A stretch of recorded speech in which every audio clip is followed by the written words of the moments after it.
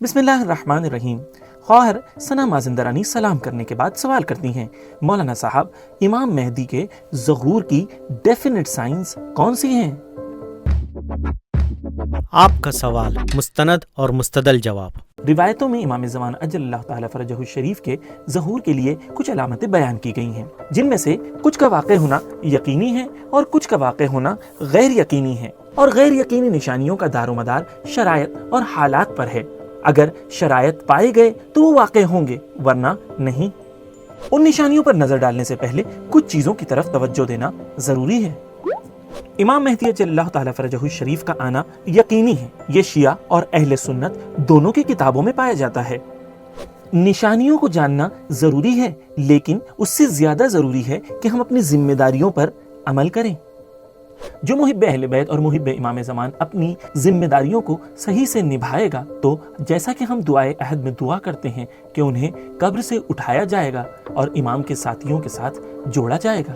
اب آئیں ہم ان نشانیوں کے بارے میں جانیں جن کا واقع ہونا لازمی یعنی ڈیفینٹ ہے۔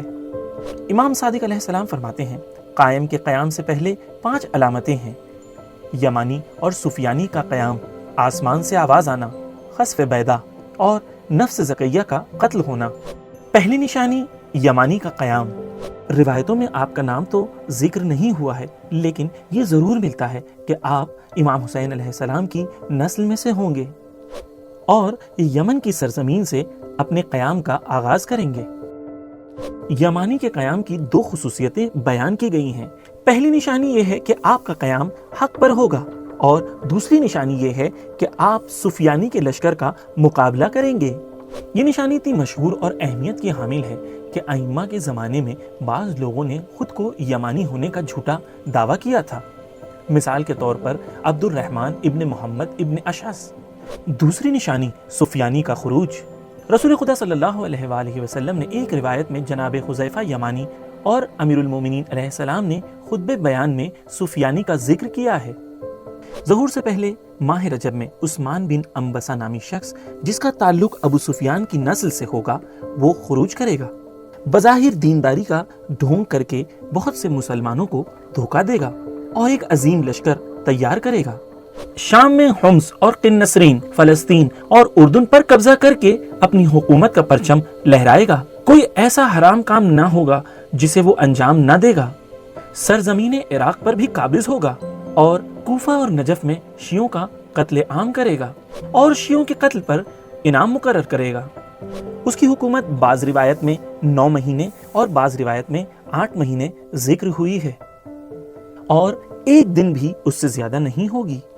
جب اس ملعون کو ظہور کی خبر ملے گی تو اپنے لشکر کو امام زمانہ جل اللہ تعالی فرجہ الشریف سے مقابلہ کرنے کے لیے بھیجے گا۔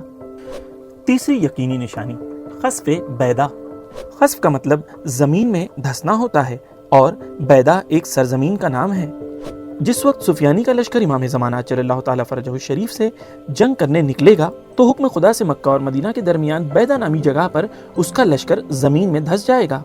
پورے لشکر میں صرف 2 لوگ بچیں گے جن کا چہرہ پلٹا ہوا ہوگا۔ ان میں سے ایک امام زمانہ اجل اللہ تعالی فرجہ الشریف کی طرف جائے گا اور آپ کو لشکر کے نابود ہونے کی بشارت دے گا، اور دوسرا شخص سفیانی کے پاس جائے گا اور اسے ہلاکت کی خبر دے گا۔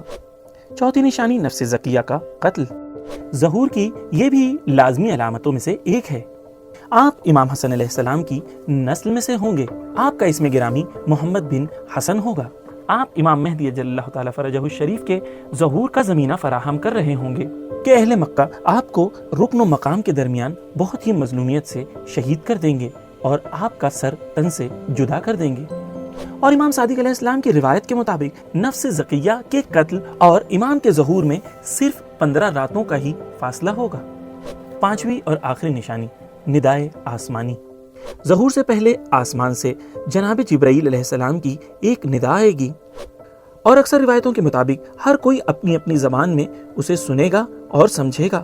امام جعفر صادق علیہ السلام سے روایت ہے کہ حضرت جبرائیل کی آواز شب جمعہ 23 ماہ مبارک رمضان کو آسمان میں گونجے گی۔ حضرت جبرائیل فرمائیں گے، اے لوگوں، جان لو کہ حجت خدا نے خانہ کعبہ کے پاس ظہور کر لیا ہے، ان کی اطاعت کرو کیونکہ حق ان کے ساتھ ہے۔ فلاں ابن فلاں قائم آل محمد ہے اور تمہارا بہترین امیر و حاکم ہیں۔ ابتدائی شب میں جبرائیل علیہ السلام کی آواز آئے گی اور دن کے آخری حصے میں شیطان ملعون کی آواز آئے گی، جس کی وجہ سے بہت سے لوگ شک اور تردید کا شکار ہو جائیں گے۔ قائم آل محمد حضرت امام مہدی اجل اللہ تعالی فرجہ الشریف کا ظہور یقینی ہے۔